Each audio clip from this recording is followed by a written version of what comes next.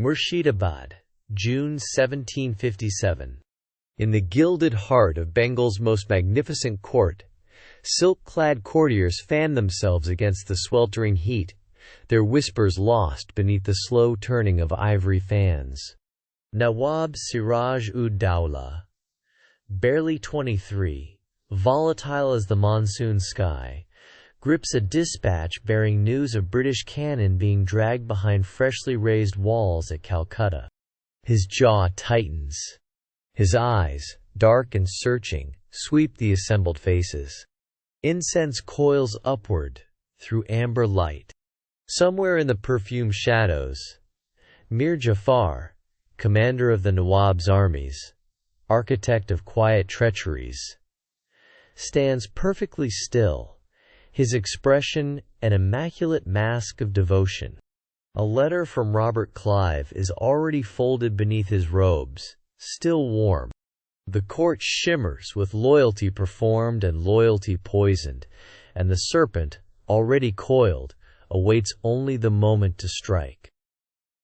In the flickering light of an oil lamp, somewhere beyond the perfumed halls of Murshidabad, a hand moves across paper. Mir Jafar, commander of the Nawab's armies, keeper of his trust, chooses his words with the precision of a man who has rehearsed this moment in silence for months. The ink dries slowly in the humid Bengal night. No royal seal is pressed into the wax. None can be. This letter must not exist, and yet it must reach Robert Clive's agents before dawn breaks over the Bhagirathi. Outside, monsoon clouds gather above the river, heavy and indifferent. Inside, an empire's fate is folded into a courier's hands. The mango groves of Plassey wait, still and unknowing, for the army that will soon arrive, and the general who has already surrendered.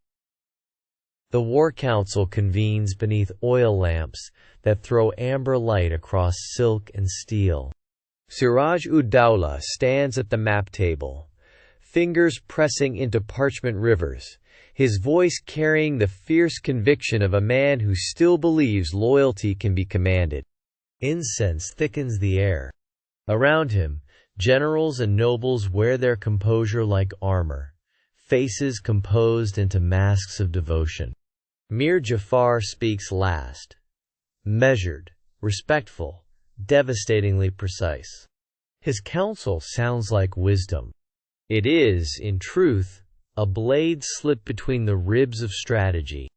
Divide the cavalry here. Delay the river flank there. Each suggestion plausible. Each one quietly lethal. Siraj senses something. A coldness beneath the words. A stillness in too many eyes. He cannot name it. He cannot prove it. And in the mango groves of Plassey, that uncertainty will cost him everything. Beneath the heavy canopy of mango groves, where fireflies drift like scattered embers, a sealed letter passes through careful hands. It is the 22nd of June, 1757. The monsoon air hangs thick with the scent of wet earth and ripening fruit, masking the bitter perfume of conspiracy. Somewhere across the Bhagirathi's dark waters, Robert Clive receives the communiqué, reads it by candlelight, and allows himself a measured, deliberate smile. Mir Jafar has confirmed the arrangement. The throne of Bengal, promised in ink and sealed with ambition, has been traded for silence, for 17,000 cavalry that will stand motionless when the guns begin to speak. The machinery of betrayal, assembled across months of whispered negotiation, clicks irrevocably into place. By dawn, both armies will be marching toward Plassey, and only one man knows that the battle is already lost. Dawn breaks over Plassey in shades of copper and ash. The Bhagirathi stirs beneath a heavy monsoon sky, its waters indifferent to the catastrophe gathering at its banks. 50,000 men fill the mango groves, war elephants draped in crimson silk, cannon gleaming with morning dew, kettle drums shuddering the very earth beneath them. Siraj-ud-Daulah rides among his soldiers, like a man who believes the world still belongs to him. And why should he not?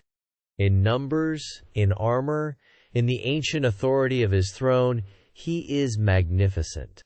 He cannot see what we see. The hollow eyes of Mir Jafar watching from the flank, still and patient as a coiled serpent. The battle has not yet begun, but the betrayal already has. The monsoon clouds mass on the horizon, but no storm yet breaks over Plassey. What breaks instead is trust. Mir Jafar's banners. Thousands of men, horses, artillery enough to swallow the company whole, stand motionless in the suffocating June heat. They do not charge. They do not retreat. They simply watch. Like mourners at a funeral they themselves have arranged.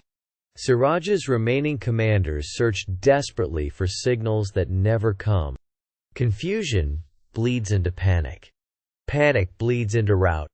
The mango groves swallow fleeing soldiers whole.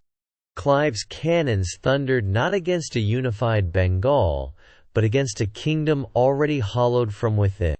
The greatest army on the subcontinent is defeated not by gunpowder and English courage, but by silence.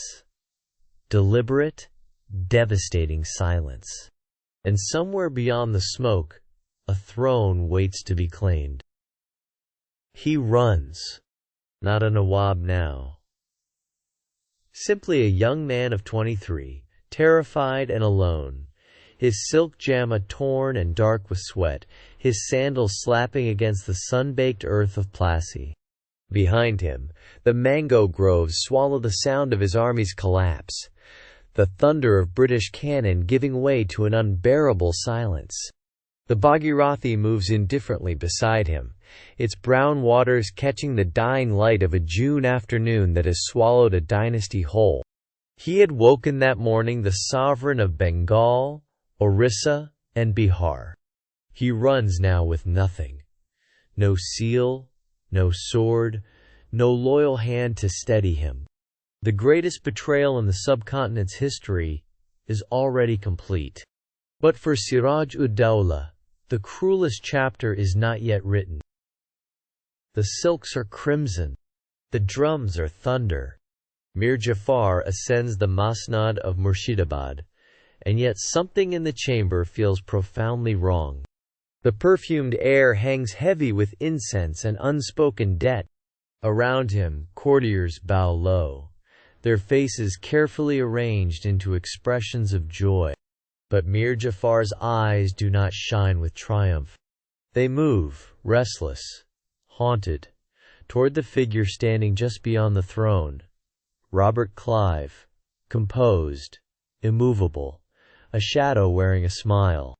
The general who dreamed of a crown has inherited instead a gilded cage. The jeweled fly whisk stirs the air. The Bhagirathi flows indifferently beyond the palace walls, carrying the ashes of the old Bengal downstream. A throne has been won, but the man upon it is already beginning to understand the terrible arithmetic of what he has surrendered in return. The reckoning, it seems, has only just begun. The Bhagirathi flows on, indifferent and eternal, carrying with it the ash and memory of a dynasty undone. Along its mudded banks, women still draw water at dawn, clay pots balanced against their hips, unaware that the world above them has irrevocably shifted. The mango groves of Plassey stand silent now. No cannon smoke, no desperate orders, only the humid weight of a Bengal summer pressing down like a verdict. Somewhere upstream, a small earthen lamp drifts on the current, its flame guttering against the dark water, smaller with every passing moment, until at last it is swallowed whole by the river's indifference. Sovereignty, once surrendered, does not return like the monsoon. It vanishes like that flame, witnessed, mourned, forgotten. And yet the men who orchestrated this silence are only beginning to understand the machinery of empire they have set irreversibly in motion. The mango blossoms have long since fallen. Where cavalry once churned the red earth of Plassey into chaos, silence now settles like monsoon fog over the Bhagirathi. Robert Clive does not celebrate, he calculates. Bengal, the wealthiest province on earth, its silk and saltpeter and the sweat of millions, passes into the ledgers of a trading company headquartered in London. No cannon announces the birth of empire. No proclamation is read aloud. It arrives quietly, through ink and betrayal, through a general's cowardice and a merchant's ambition. One conspiracy, hatched in whispered rooms and sealed with broken oaths, has redirected the current of history itself. Hundreds of millions will live and die beneath the shadow of what was decided in a grove of mango trees on a rain-soaked June afternoon in 1757.